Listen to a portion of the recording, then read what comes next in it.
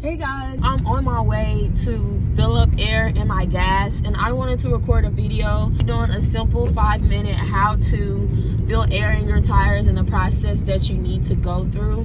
Don't be like me and sit and fill up your air for 10 minutes and realize that it's not working. Filling up your air in your tires should only take 5 minutes max. The purpose I want to do this for is because I'm definitely a young girl that doesn't really have much knowledge about what all needs to come into a car. I just want to give y'all a 5-minute tutorial of how to put air in your tires and basically simple steps that you need to follow. So check it out.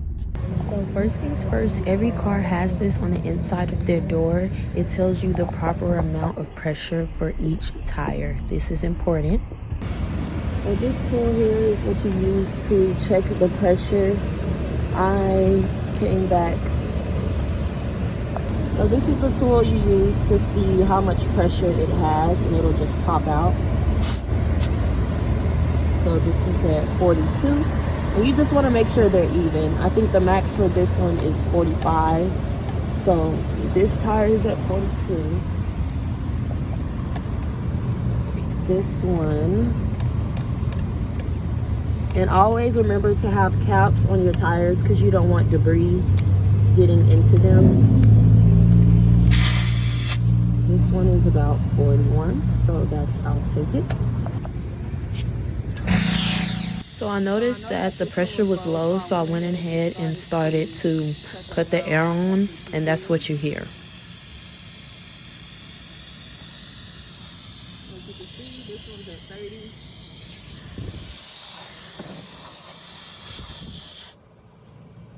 And as y'all can hear, the sound of the air went away. So the way I knew that it wasn't working was that when I applied the cap onto the tire, I still heard air blowing out. Y'all heard the difference? So that's what you want to look out to, just make sure that it's working. And remember to never overfill your tires.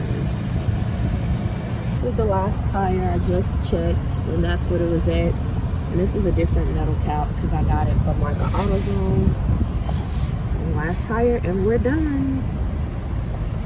And just like that, I am back on the road. There is no signals or anything alarming my car that the tire pressure is low anymore.